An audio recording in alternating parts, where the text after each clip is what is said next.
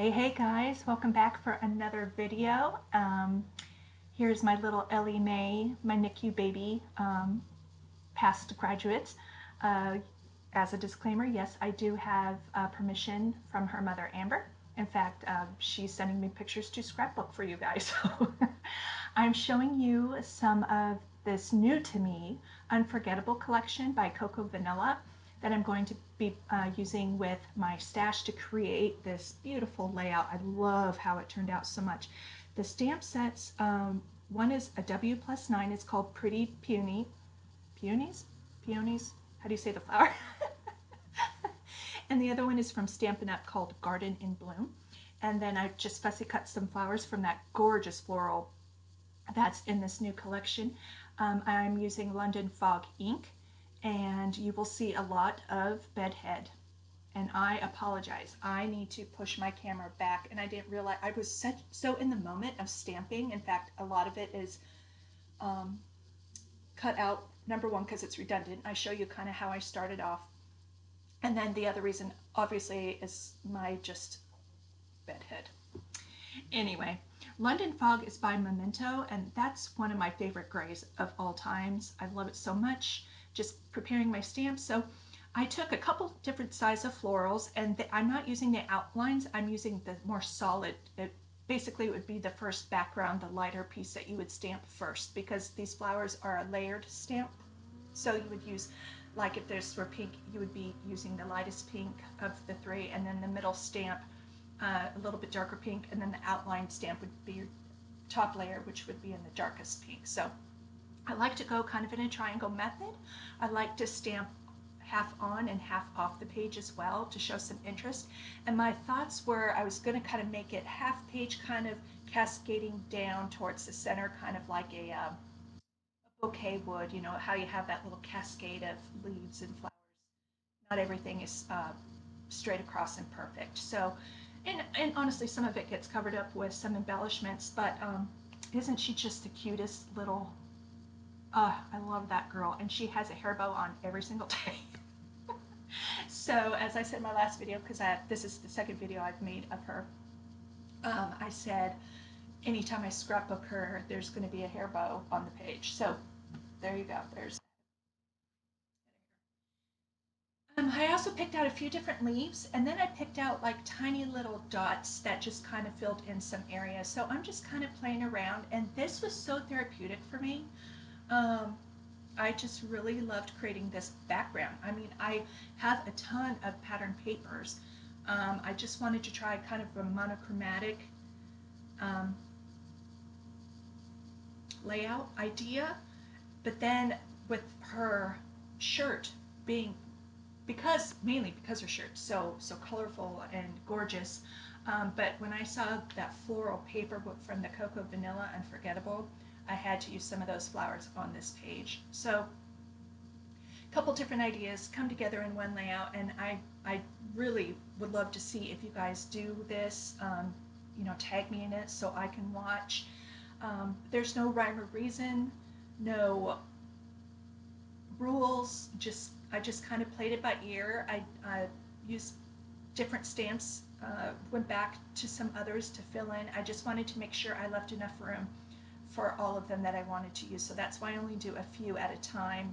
But then I do um, come back and fill in and reuse, you know, get the big florals out again and, you know, use the bigger leaves again. I just wanted to make sure I had enough room and continuity.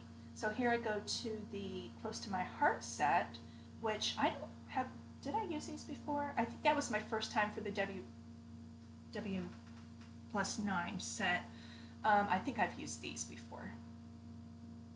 There we go. The magic of video editing.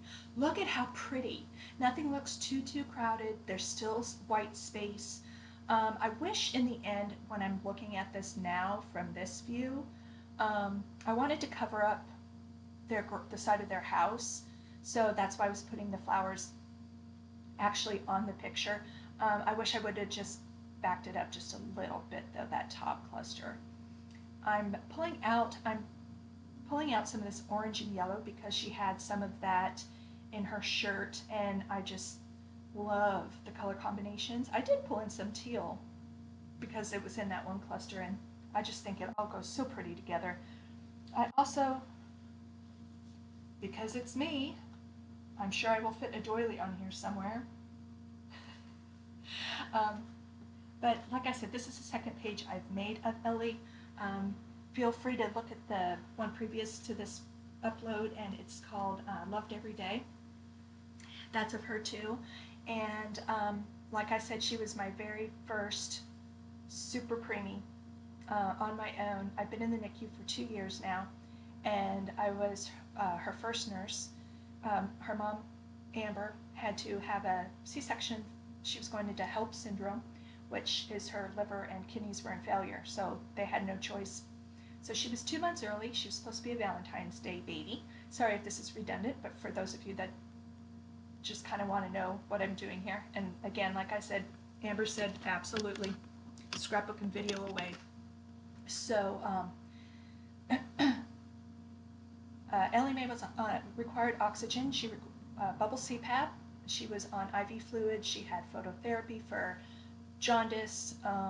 She one day, I think it was like her third day, when the babies start kind of getting really what we call rammy, they won't settle down. They're kicking. They're trying to pull everything out. Listen, these babies might be little, but they're mighty, and just in spirit, soul, and strength, actually, sometimes too. So that's a good indicator that she's probably ready to come off of the bubble CPAP because it's a higher flow into her lungs. So she's had a few days to recoup and rest, and her alveoli are staying open on their own. So this one particular day, I could not get her settled, and I told the nurse practitioner, I said, I think she's about ready to come off. She's fighting hard, and she goes, okay, well, let's see how she does. So we put her on high flow, and which is the nasal cannula, and that's a step in the right direction. And she was feeling a little better, but I couldn't understand because usually they just instantly like stop fighting you because they're like, okay, yes, this is what I needed. But she was still just so rammy, and this was day 2 or 3, I believe. And Amber and Ben have been coming down for every set of cares. We do cares if they're not eating. Of course, we feed them with TPN and IV fluids, which go through the peripheral IV or the umbilical lines, depending on what they have. But it's kind of, we go in, we do our cluster care. So we do our complete assessment. We do vital signs. We get to temperature. We change the diaper. We reposition them, and then it's hands off, especially in the beginning, especially when we don't even mess with them. That is so they can rest and recuperate and heal. That is their hands off time. Parents can touch them, but especially with preemies, the rubbing and the stroking, it's kind of everything's early with them. Uh, Not everything's developed because they're not supposed to be here yet. So even neurologically, rubbing and stroking, which normally would be comforting, and it will in months to come, but it's like it overstimulates them and they can't handle that yet. So I tell them firm touch, firm hold, quiet voices. Um, but this particular day, like I said, back to story, uh, we put her on high flow and she just wouldn't settle. So I put a blanket up on my shoulders. Now, mind you, she's hooked up to everything. She has oxygen tubes, she has IVs, she has temp probes, she has all this stuff. So it's really hard to maneuver a baby. But I just picked her up and held her, and she instantly melted into me and stopped crying. And that was my aha moment of she needs, of course, babies need human interaction, but this was my first time as a NICU nurse. She needs loving. This baby's asking for loving, but usually they don't because they're just so overwhelmed, even with us messing with them for the 15-20 minutes.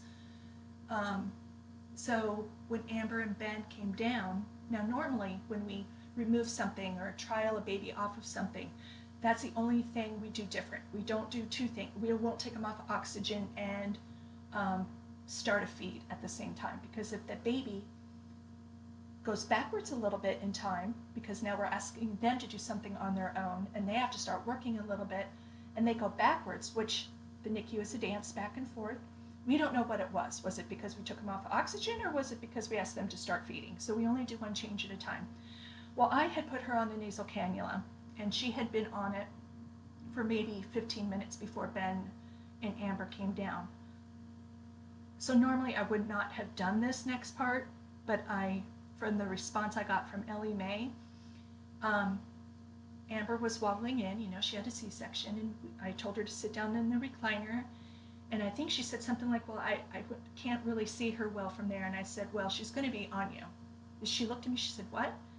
I can hold her? I said, yes, but briefly. And I don't know if I ever told her the part of Ellie just being Rammy and how she's just settled. She just needed her mom, needed some love, needed that human interaction. She was telling me she was ready. But I also tell the parents it's for a brief time. I said, this is the first time. She's still so little. She's still hooked up to all this stuff. I'm 10 minutes. And she said, I'll take whatever I can get. And so, and it's really exciting as a nurse to be the nurse to let somebody hold their baby for the first time, or help with the first bath, or all the firsts. It's really exciting to see. So I closed the curtain. I gave them some family time, and I was off for maybe, because this was around Christmas time, I think I was off for a good 5-6 days. Now we also tell the parents in the beginning, maybe once a shift you can hold, once a day. We read the babies. The babies tell us what they're ready for. And I said, sometimes they're great at first. She's still hooked up to the monitor, so I can see if her heart rate drops, or if her oxygenation level drops, especially since we took her from bubble to a high flow, so now we're asking her to work a little bit harder. I said, sometimes I don't show it in the beginning, but sometimes in a couple hours, that little bit of holding kind of tired them out, and they go backwards a little bit. But Ellie Mae, no siree, Bob. That skin to skin with her mother, I came back from those few days off. She was taking feeds, her feeding tube. No, her feeding tube was still in, but she was taking most feeds on herself. Her IV fluids were weaned off. She was on room air. I mean, this baby flew. I mean, she is nothing short of remarkable, and still being so little, there's nothing this baby can't do. And I tell all my NICU parents, I'm like, in future, when your children hit a bump in the road and life, there's politics and everything. Things aren't always going to go their way. They're going to get knocked down. I said, excuse me, my voice. I tell them, show them, and I tell my parents, take pictures of these babies every day, every hour. Things change so fast. So when they're, teenagers and they're like, oh, I can't do that, or things aren't going my way, show them where they started off. Pull out those NICU pictures. Show them everything they were hooked up to. And tell them that, you overcame this. The nurses and the equipment, they were just tools to help. It's the babies that do the work. They're the true heroes, every single one of them. So I said, you just show them this. This is where you started, and you beat this. You can beat anything, and that goes to anybody, and I've related to anything in your life. But just keep getting up. And like I said, it's a dance in the NICU. Sometimes you have good days, and then sometimes they get sick again, but then they heal again, and it's a back and forth. And sometimes they have to go up the road to a higher level acuity NICU for a brief time, and sometimes they leave from there, and sometimes when they're ready, they come back to us, and we can see, wow, look at how great you are, And it's really comforting for us to see that too. Definite scary times at sometimes, but so rewarding. And then when you get to watch them grow too, and visit with them, and the parents, they'll bring well, not anymore with all this COVID stuff, but sometimes if they're in the hospital for something else, they'll stop on the floor. They can't come into the NICU, but we'll go out and we'll see the babies. And I went to, like I said, I went to Ellie Mae's first birthday party, which was amazing, and I got to see another one of my NICU babies, because apparently the moms were friends. So it's just so great. And they find us on social media once they leave the NICU, and they'll look us up, and we'll just get to follow along and see their progression and everything they're doing. But yeah, she turned 1 in December, and so that was a great time. I'm so glad I got to see her before all of this stuff. But sometimes they have to be a little careful because, babies that are born uh, premature and had respiratory issues in the beginning, they have to be a little more sensitive, and sometimes they'll have asthma, or they can get they're prone to getting pneumonia easily and things like that. So there's still these borders and boundaries where you have to be careful, but at the same time they come out stronger than others who started off okay. And it's just amazing, these little, and from what I'm understanding, they stay sassy. And I tell their parents, I said they deserve it. They had to be, they had to be ornery and sassy and all this stuff, because that's the personality that got them through. And it's so amazing. And at the same time, some babies that are born 31, 32, 33 weekers, and we're like, oh, here we go, like, but they didn't require anything other than us just watching them, and make sure they can eat and gain some weight and things like that before we send them home. And I'm just like, wow, I'm in awe. And we get full termers that need respiratory help, and or troubles with maintaining their blood sugars, things like that. So you never know what you're going to get, and nothing ever goes as planned. Well, sometimes it does, but there we go. There's the bow for Ellie, and that came from that new Cocoa Vanilla collection. I can't believe I didn't put a pom-pom on this layout. I think I was just, this one was my third layout that I did. I told you I did 8 in like 3 days, and I hadn't done scrapbooking for 4 years prior to that. So I think my brain at this point was starting to warm up. And this was a layout where I wanted to put so much more, but I still wanted the focal point to be, of course, the picture. But that background, I didn't want to cover too much of it up. And, repeat again, sorry. I'll figure it out. I added some butterflies, and I did pop up the wings with some foam tape. I added enamel dots in black, pink, and yellow. And then these words came from my stash, I believe, and it says, such a happy day and dream big, because of course I want all my babies to dream big.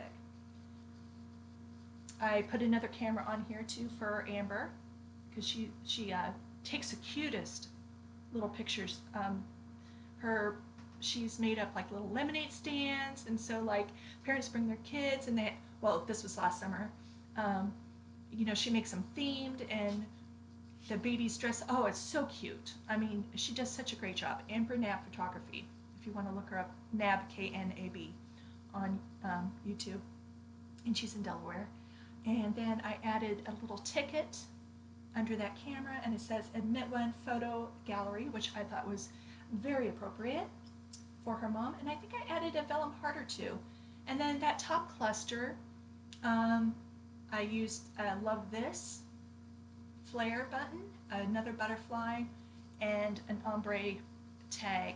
Now I'm just taking my clear wink of Stella, and I'm just going over the floral part. So when you're holding the layout up, it just gives a slightest bit of shimmer, which it just pulls that out and made it look even better. I also, from this kit, used some black and white leaves that I tucked around these floral elements, which I'm sure you saw. And yeah, that's about it. Some Heidi Swap Gold Lame, which I'm still loving, and some washi tape from my stash, and of course the hello sticker from this beautiful, beautiful collection. Thank you so much for joining me. There should be some up-close pictures of these clusters, and I can't wait to see you with the next video. Bye, guys.